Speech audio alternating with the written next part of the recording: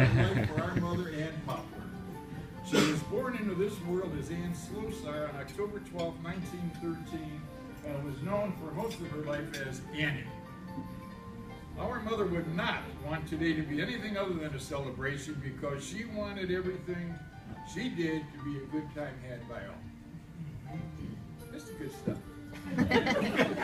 Our mother was not only a genuinely wonderful human being, she was an unselfish, kind, giving woman who wore many hats in her life. More than anything, she was a faithful and loving wife to her dad, Michael. When he died 10 years ago, almost exactly to the same day as Annie, his death marked the end of 68 years of their marriage. She was nearly 3 years older than him when they were married, and she might have been an early example of the word cougar before it became into poop. That's cute. That's really cute. You ought to do stand-up.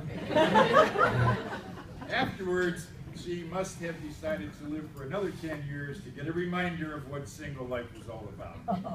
For those of you who knew our dad, he could be a little ornery at times, and that should be in capital letters. And when he met her at the gates of heaven last Sunday morning, he probably asked her in a not-so-pleasant voice, "What took you so long to get here?" In true Annie form, she probably blew him off, smiled, and looked at our brother and asked, "Is there bingo in heaven?"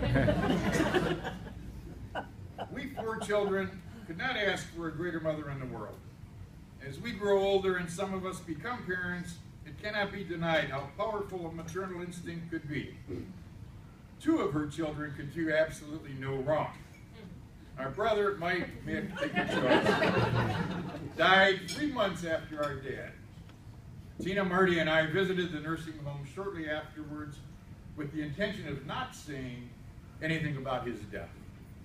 We did not want her to know her oldest son predeceased her, not knowing what the news might do to her.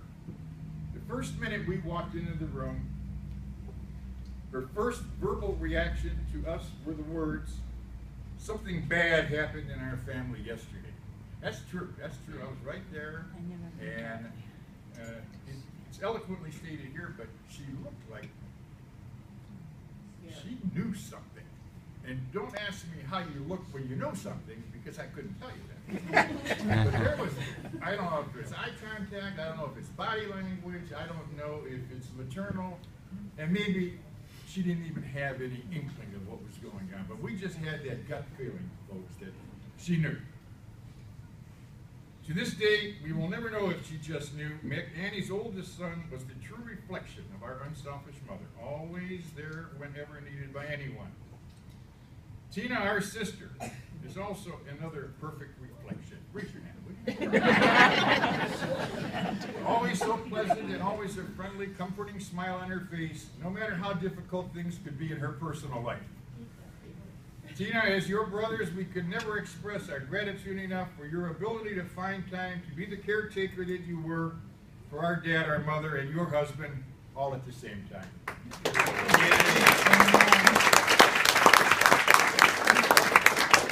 And there are the 2 other sons. By their own admission, they were responsible for putting the greatest amount of gray hairs on our mother's head. For whatever reason, she never yelled at us because she smiled hopefully and secretly like that we were somewhat mischievous. Not bad, just troublemakers. From the time we were kids, she would wake us up to serve Mass as altar boys at St. Paul's Church, no matter what ungodly hour of the morning. True story, my brother and I would walk to 6 o'clock Mass at 5:15 a.m. And we used to get a big kick out of going out in the winter, just getting out of the shower, so our hair would freeze. And when we went to the altar, our hairs were actually ice balls. Later on in life, no matter what ridiculous hour of the night we came home after playing a ball game, our uniforms were laundered and neatly folded over the next morning to play another game later that day. If anyone ever had an unkind word to say to our brother, we are sure nobody gathered here today ever heard it spoken, or you would be probably too busy eating her apple pie, nut bread, a.k.a. patica. A Croatian doesn't call it nut bread, it's patica. And if you're a bilingual like